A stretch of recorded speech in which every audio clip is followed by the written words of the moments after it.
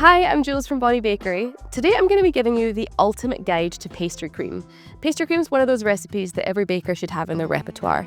It's basically a custard, also known as crème patissiere or crème pat, and it can be used in so many different formats, in so many different desserts. It's so helpful. I use it all the time on the blog, and I'm going to show you exactly how to make it. Pastry cream is really just custard. The ingredients are super simple, and you probably have a lot of them at home already. We're going to use whole milk. It's really important that it's full fat because you need that to get the creaminess in the custard. Regular white sugar. I've got egg yolks here. Don't throw away your egg whites. I'm going to give you some recipes that you can use them in. Then we've got some cornstarch, some unsalted butter, and high quality vanilla. So you have options with the vanilla. The classic French version of crème patissiere will use an actual vanilla bean pod, which you can scrape and then infuse into the milk. That's really delicious. You can use vanilla bean paste, which I really like to use because it shows all those little specks of the paste in the pastry cream. Or you can also just use a vanilla extract.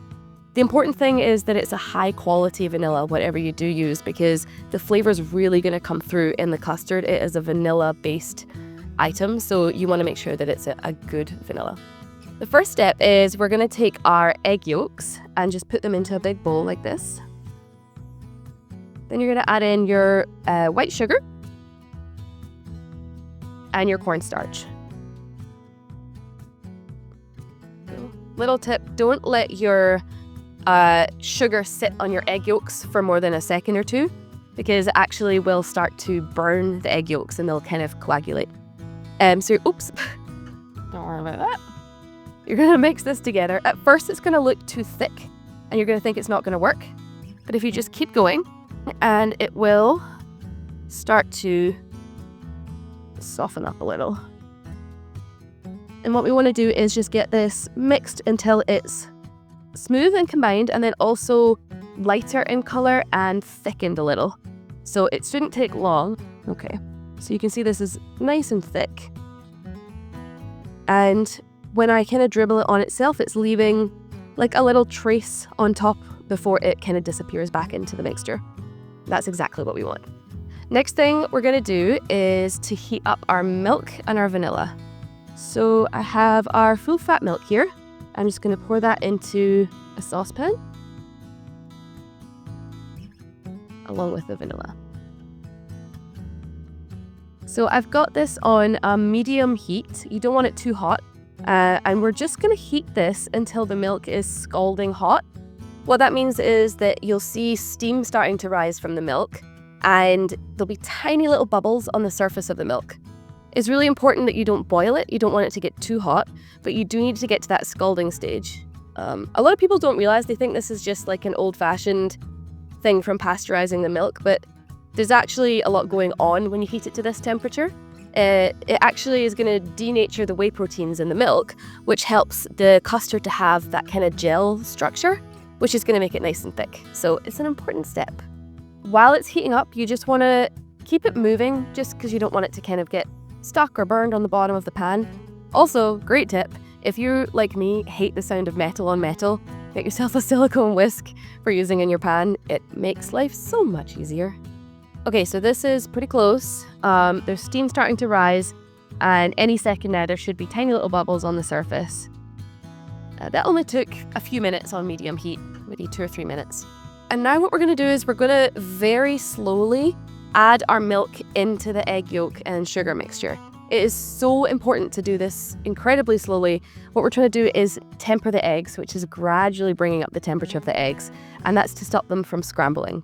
So we're going to add just a tiny bit as we're whisking. If you're not confident doing this at the same time, you can just pour a little in and stop and start. But I'm just going to pour the tiniest bit in.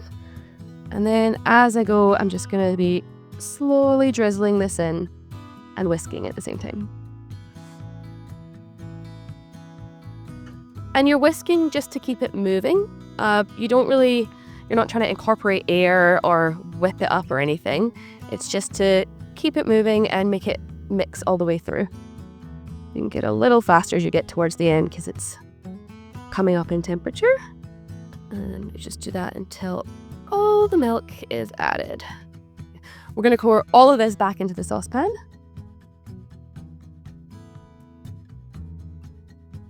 And then we're going to put it back on medium heat and continue to cook it.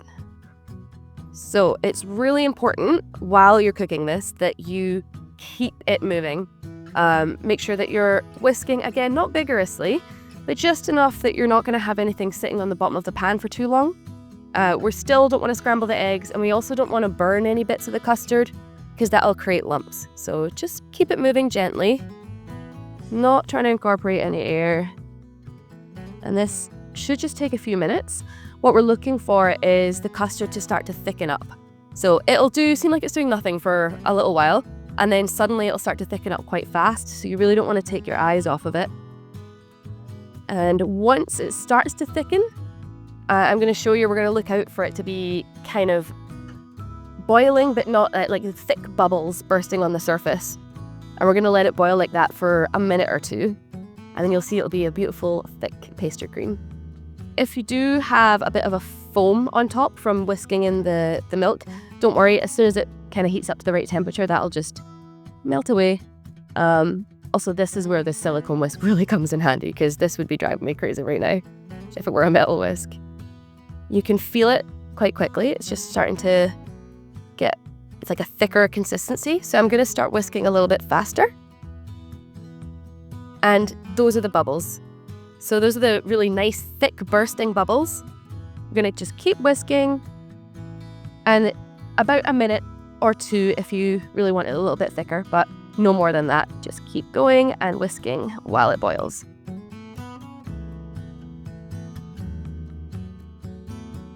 Okay, so I'm going to turn this off and take this off the heat. So the custard's nice and thick. It's all cooked. If you have heated this gradually enough and kept it moving, there shouldn't be any lumps. But if you do have some lumps in there, I'm just going to show you a little trick. It's not ruined. You just want to grab a fine-ish sieve, and you're going to pour the pastry cream through the sieve into a bowl. And this just makes sure if you do have any lumps that it's going to come right out. There you go. So if you have any lumps, they'll just be filtered out there. So this is your basic pastry cream, crème patissiere. There are so many things you can do with this now. I always like to add some butter. Technically, you don't need to add this. It's pastry cream as it is, but the butter just enriches it. It gives it like a richer flavor and a bit more of a silky mouthfeel. So it's optional, but it's a nice additional extra. And the way to add the butter is you're going to just add one chunk at a time and just whisk it in. The custard is very hot, so it should melt quite quickly. And just make sure that each piece is melted before you add the next one.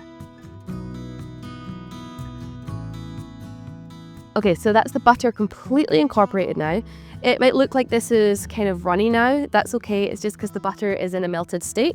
But as it cools, that's going to harden and it'll go nice and firm again. If you're adding chocolate or nut butters or anything like that, this would be the time to do it. The pastry cream is still hot, so if you put chocolate in here, it'll just melt really beautifully and you'll get a gorgeous chocolate custard. This is not quite ready to use, so I'm just going to cover this and let it cool. And you want to let it cool to room temperature first, and then put it in the fridge for at least 2 hours before you need to use it. It's actually honestly better if you can leave it for 24 hours, just because the vanilla flavor really develops and it kind of just infuses more. So if I can, I try to make it the night before, but 2 hours is all right. And what I'm doing here is putting the plastic wrap right on the surface of the custard. The reason for that is if you were to just put it over top of the bowl, the custard might form a bit of a skin and then that'll mix in and you'll have lumps. So you want to make sure that it's right touching the surface. So I'm going to let this come to room temperature and then I'm going to pop it in the fridge. But so you don't have to wait, I made one earlier. So this is my pastry cream from yesterday. I'm just going to show you what it looks like once it has cooled and thickened and what it's like the next day. As you can see, this is quite thick and wobbly, almost like a jelly. It's going to get a nicer texture in a second once I mix it. But this is what it should be like. It should be kind of thick and not runny anymore. I'm just going to take a whisk and give it a mix there just to bring the texture back. And you can see it instantly starts getting all nice and smooth and creamy. So that is essentially our pastry cream, our crème patissiere custard. This can be used as is for so many things. You can put it inside cream puffs, you can put it in eclairs, you can use it in a tart. I have it just straight like this inside my strawberry custard tarts, for example. If you are mixing this with other things, you can actually get different kinds of pastry cream or different forms of custard. So straight like this is considered crème patissiere. You can make things like crème diplomat, which is pastry cream mixed with whipped cream. So you would whip up some cream and fold it in, and it just makes a really nice light version of this. That's actually really nice in like profiteroles, or I have it inside my Bavarian cream donuts as well. If you were to whip up some butter and mix the pastry cream into the butter, that's going to be a crème mousseline, which is often used in like entremets. That's really nice because you can adjust how thick it is. So for example, I have it inside my fraisier cake, which sets really nice and firm. It's the one that holds the, the little strawberries all around the cake. And that's a beautiful, really rich, creamy filling that's an alternative to like a mousse or something. What I'm actually going to be using this custard for is to make a custard buttercream or German buttercream. So for my vanilla custard cake, I use a custard buttercream, which starts similar to the crème mousseline. We're going to whip some butter and put the pastry cream in, and we add a little bit of powdered sugar for sweetness. And that is just going to make this beautiful, silky, rich, kind of custard flavored buttercream that has just the most glorious mouthfeel, and it's going to go on our custard cake. There's actually a lot of ways that you can also flavor this. So I use it all the time to make a chocolate custard, which is just divine. You would just chop up some melted chocolate and throw it in there after the butter while it's still hot. You can add things like nut butters. So I've added pistachio paste before to make a really delicious pistachio pastry cream, which is really delicious inside donuts or any kind of pastry, really.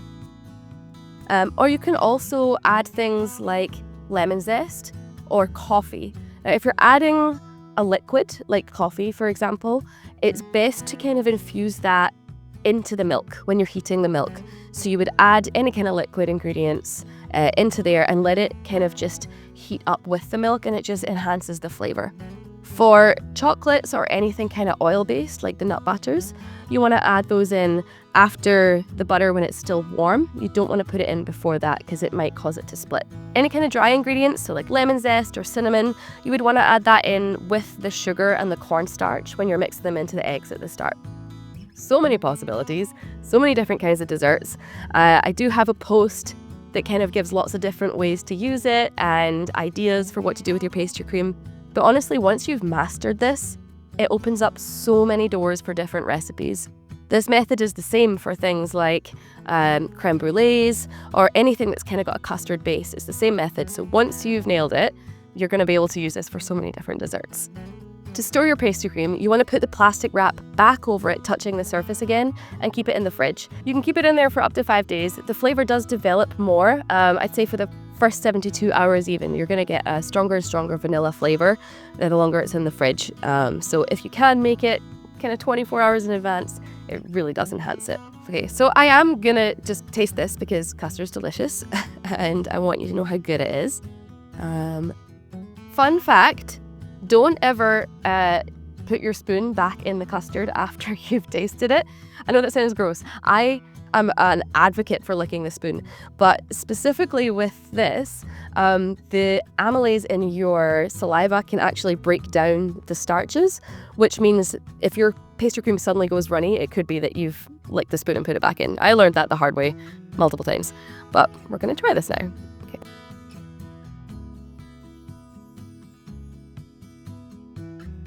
It is the silkiest, most luxurious, delicious thing that just, honestly, it's going to elevate any dessert you put this in.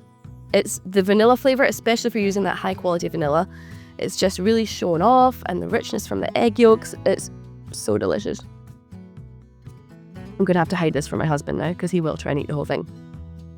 I am going to pop this back in the fridge, and I'm actually going to use it to make that custard buttercream for the vanilla custard cake, which you'll be able to see in a future video.